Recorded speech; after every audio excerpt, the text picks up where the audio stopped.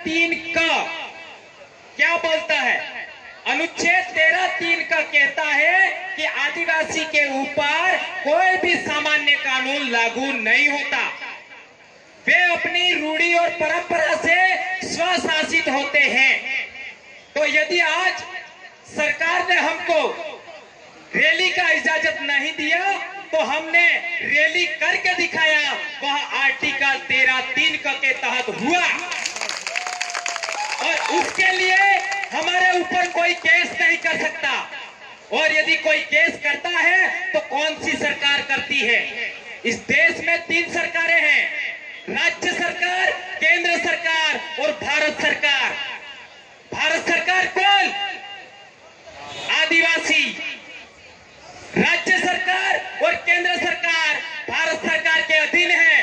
तो नरेंद्र मोदी हो चाहे राज्य का मुख्यमंत्री हो, वो आदिवासियों के नीचे नौकर है। ये मैं नहीं कह रहा हूं, ये आर्टिकल 244(1) भी बोलता है। आर्टिकल 244(1) बोलता है कि आदिवासियों के ऊपर कोई सामान्य कानून लागू नहीं होता, वे स्वशासित होते हैं अपने रूढ़ी और परंपरा से। तो इस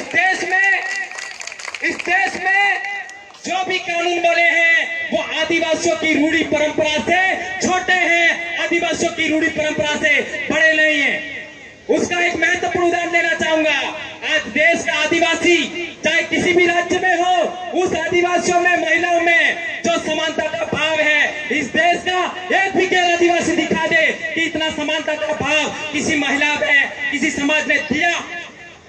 क्या दिया? नहीं दिया।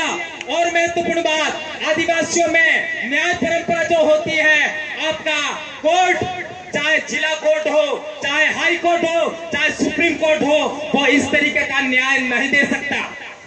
इस वजह से सुप्रीम कोर्ट ने नवंबर 2013 में वेदांता वर्सेज ओडिशा सरकार में कहा कि आदिवासियों के ऊपर न्यायपालिका का कानून लागू नहीं होता, आदिवासियों के ऊपर व्यवस्थापिका का कानून लागू नहीं होता, और आदिवासियों पर कार्यपालिका का कानून लागू नहीं होता।